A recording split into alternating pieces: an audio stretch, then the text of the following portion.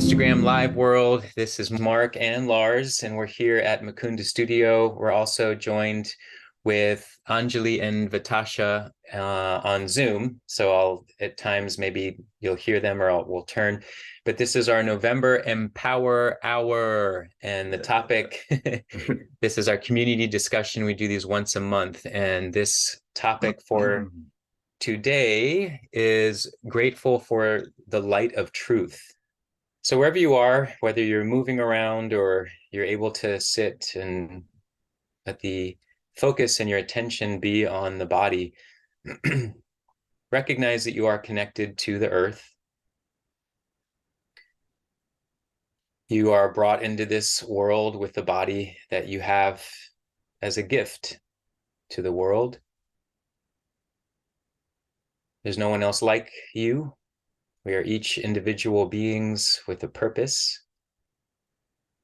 And in this moment, simply feel that connection with the earth, this purposefulness and mindfulness of being here in this current time.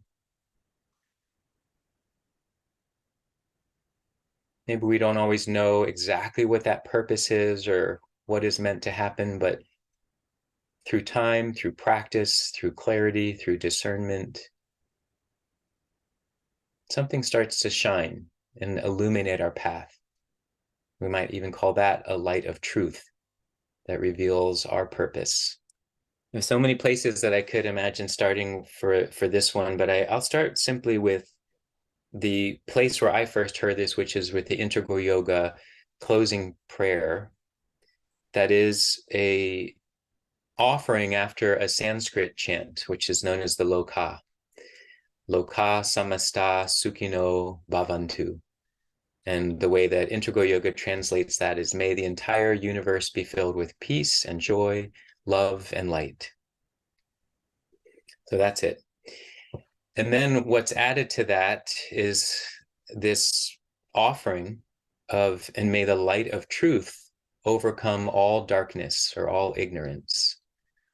Traditionally, it's said overcome all darkness. And then I've heard in more, I don't know how recent, but for a long time, that some of the swamis and teachers will say overcome all ignorance. And I've adopted that way of saying it because I really appreciate their understanding that life is filled with light and dark. And I think sometimes it's in the dark isn't necessarily, it has to be negative or something that we want to imagine being gone. I think we learn a lot from all of the elements of our experience, including ignorance. But I would love to see the light of truth overcome all ignorance. I'll set the tone also for today. You know, there may be that because of what we're talking about today, that we bring in some current topics. We might touch on places that we're feeling into these. My interest for us is to remind each other that we are in community, that our goal here is to find understanding and connection with one another, even if we feel differently about something, to learn how to be loving and kind with one another in these spaces of conversation. I went ahead and Googled, as I often do, I'll just like search when I'm preparing, and I Googled the light of truth. And one of the first things that came up was a collection of writings by Ida B. Wells. But in particular with this book was referencing the lynching that she was trying to speak up about. This is not okay. And that this is an inhumane act. And it just made me reflect on that. Like when in our work, when have we been in these times when one way of behaving seems almost normal, or we've learned how to normalize a treatment of a people, and that somebody has to speak up and say, hey, that's not okay, actually. Why do we think this is okay? And a whole group of people will think, what? This is normal. Though you may think that you can create a distortion of reality to the point where people will follow that belief system, where we can dehumanize people, that then allows you to create certain treatments. So anyway, I won't go any further because I can feel myself getting too focused on that. My point is, truth is difficult to decide what is the truth. And what's true for me is that I am grateful for my suffering, for the times that I was, so hooked and so out of my mind, and really, really uncomfortable and suicidal, like all the time, and couldn't stop being self-destructive for a long time. And as hard as it is, I'm very grateful for all of my suffering, because now I know, I don't like that. I prefer, returning to some sense of wholeness, and I much prefer having choice. I'm so grateful every day that I have the capacity to choose, and I'm not so stuck. a certain capacity that you will have to be able to comprehend that there could be anything different, or that the truth could be an expansive place versus a either restrictive place, or other people get it but you don't get it, or what does it matter anyway? Or I've been in a place too with being in a behavioral addiction where it just feels like there is no choice, like this is a reflex of the way that I cope, and to imagine that it could be any different would sound like tearing off my arm. Maybe I'll ask you, do you feel like you're getting closer to your own connection with what feels true? Or do you feel, yeah. Oh yeah, major. And gratitude practice is a big one, because what's true for me is that I don't have to be at the mercy of my mind spinning negative thoughts. What is the one thing that doesn't change? What is the one thing, even within our yearning as a human being, that might be a constant? And is it that we're all seeking happiness, or we're all seeking peace? We're all seeking connection. Mm-hmm. So what if, we spend a little more time now? Somebody might say, well, some people don't want peace. Some people want war. But I think their goal of war is ultimately to find, well, I don't know what their ultimate goal is, but my feeling is that there's an ultimate wish for something to become stable or familiar. There's I think it's Swami Vivekananda said, or Muktananda, I think it might be Swami Muktananda, that was saying that the ultimate yearning is the yearning for the divine. So any desire we have, any wanting of something to happen, until we really recognize that it's for the yearning for the divine, everything else is going to be the illusion of that. And it can be everything from war to the new car to amassing wealth, friends, fame. All that's going to just basically be that thing we try to fill this ultimate longing for, until we finally realize nothing is going to be higher than the longing for this ultimate consciousness.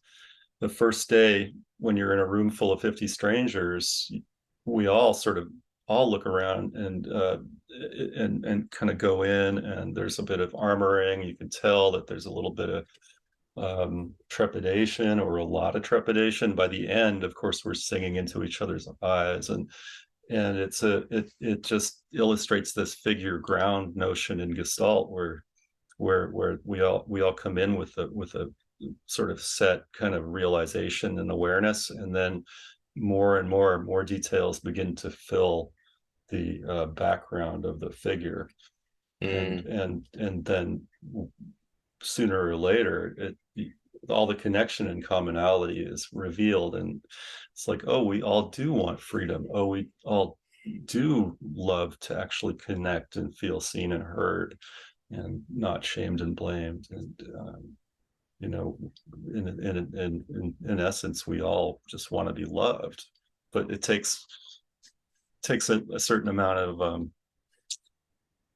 practice and intention and willingness to take risks to remember that.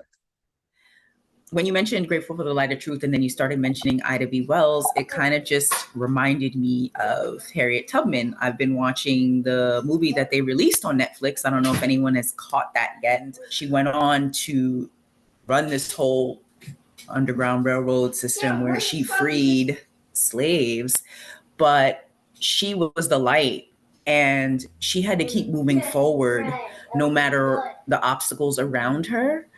Okay, so the slaves that she freed, some were grateful, but for a good portion of them, it took a while for them to live in that, to feel that gratefulness for what she was doing, because they were scared. There was fear there. Oh, yeah.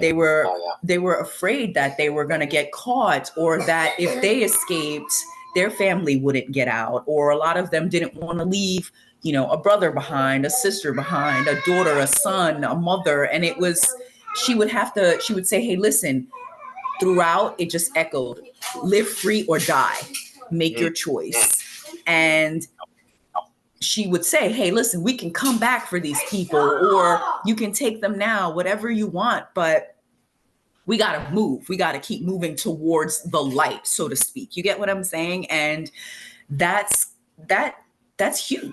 I think it's really important. And I'm grateful, you know, for the space that we all have and we share, where you mentioned connecting with one another is very important. When we connect with each other with authenticity, it's important to hold those spaces, because there's not a lot of room, I find, in other places where you have that sacred space to be able to connect with others genuinely. I'm always amazed at hearing of these stories, and Ida B. Wells, who essentially against all odds, there's something in them that is sparked, that is just that, like, the mission is clear, even though it's going to be difficult, you're still like able to proceed with full force and inspire others to do that. There's this quote by Martin Luther, and I was like, let me find it. He says, there's no wisdom save in truth. Truth is everlasting, but our ideas about truth are changeable. Only a little of the first fruits of wisdom, only a few fragments of the boundless heights, breadths, depths of truth have I been able to gather. Dr. Martin Luther King. Like, we forget a lot of times that this guy wasn't just someone who did this and did that. He went to college. He was a person that was very studious, highly intelligent. And just to like see his perspective, it feels like when you write, it can't be something to just write for the times. When you write, you understand that everything is always going to be the way it's going to be. We're always going to be searching for the truths. And so when you write in such a way that it goes across time, to me, that is always the most powerful statements. I think, you know, there are these major issues that are almost taboo to bring up, that you know, come with risk, like your truth, liberation, and peace talks, you know, actually bringing in the impact of the Israel-Palestine conflict. And the one that's really big for me is, like, you know, I want to speak out against the MAGA Trumpers. I think that that's a real risk to our whole world if we allow an authoritarian to seize power. And I think it's a risk to nature. I think it's a risk to people of color, and still, like, it's just not very fashionable to put that out there on social media. There's a risk to it. We're calling all these fake truths truth because we're so desperate for some way to move forward, but we're looping by doing that. So it's like, release the grip on these, what you think are the truths, and let's spend a little more time coming back to the essence, this changeless part of ourselves that is a unified experience, and let's just hang out there for a bit, rather than give into the impulse of, but which side are you on? Sure. You know, that's what comes to mind. I love that consideration. It's like, truth isn't always of the moment. It's very hard to see the truth in the moment. And I think I take that more personally than I take it politically or even social, whatever society's going through right now. It's like the truth is what I can say it is right now, and I can fully believe that the truth is what it is.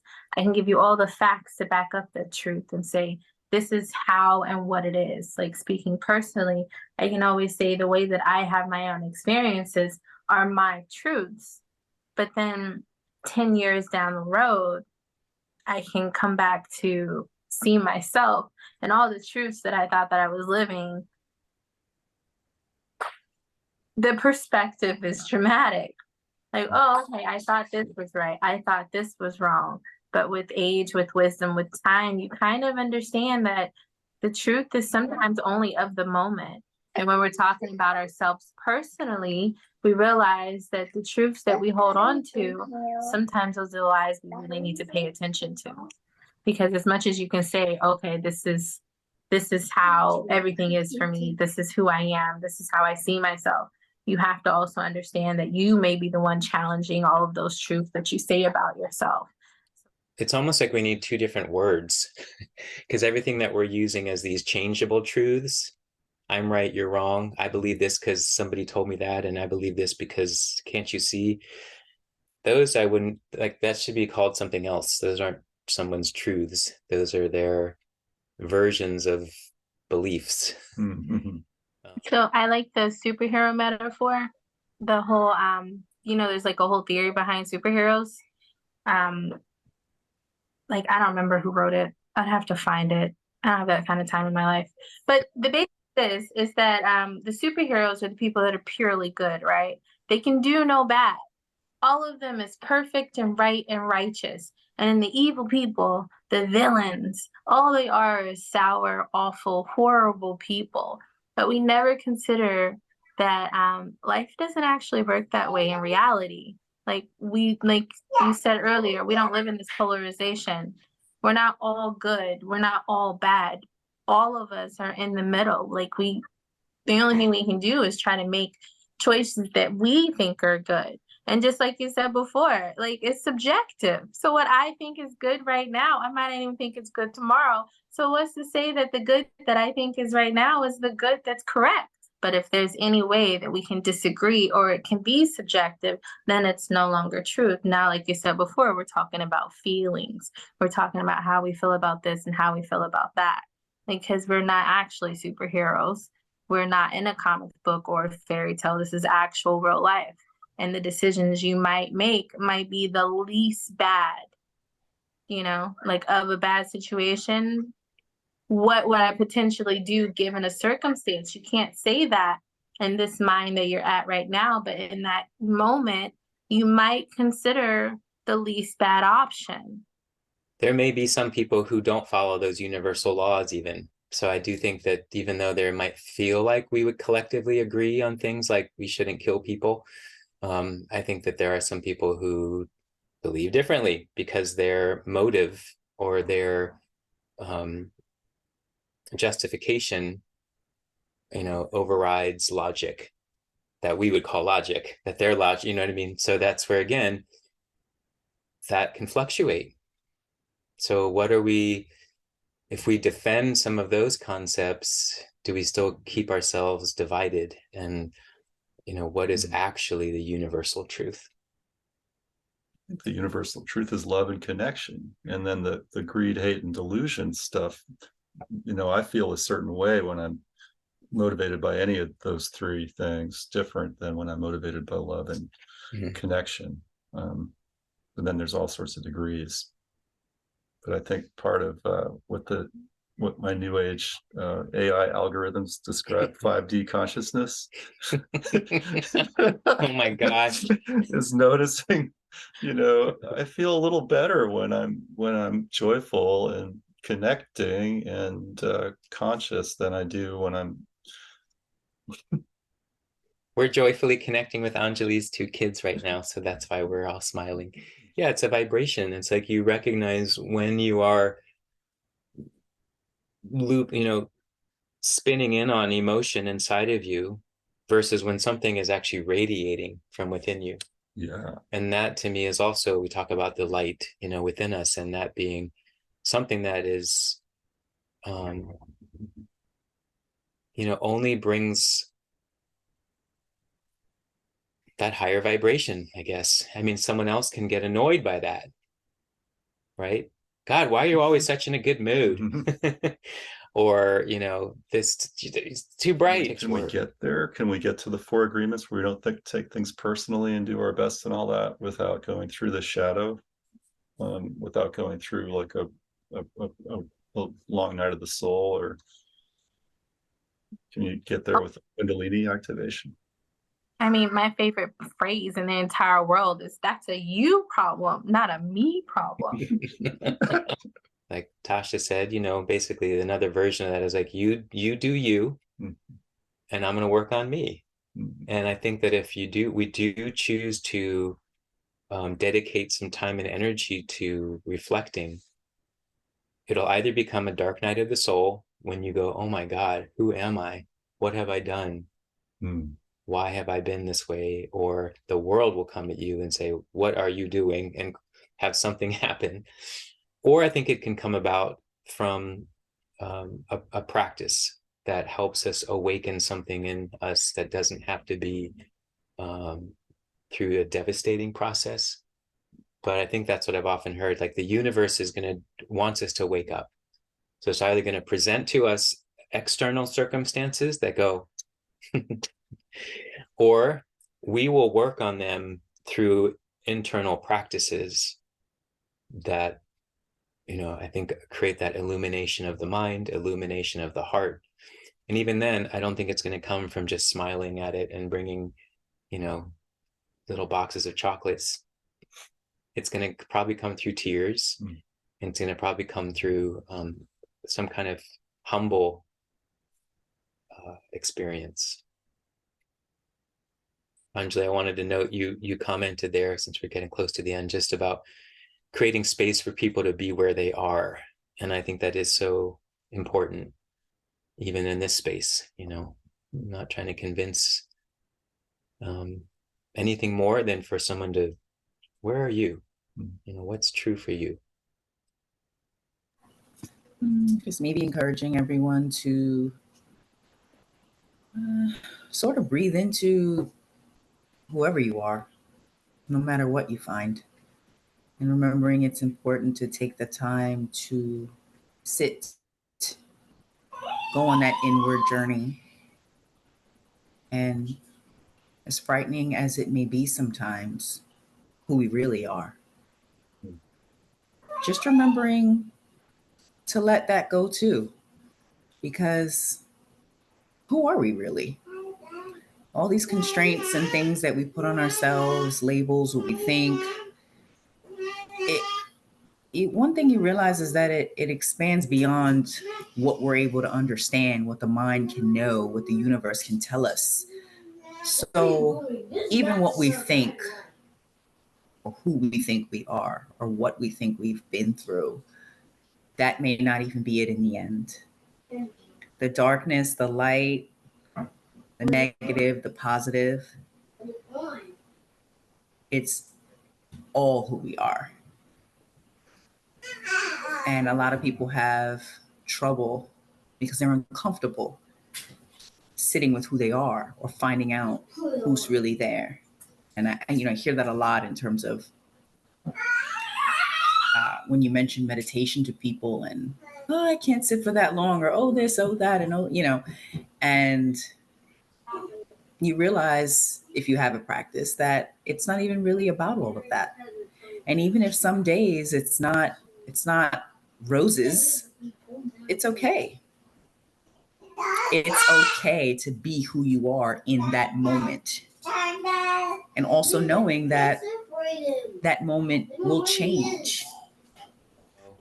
I'm very grateful that we could spend some time like this to reflect on these thoughts for ourselves individually, and also maybe in a way collectively, what's happening and where we are.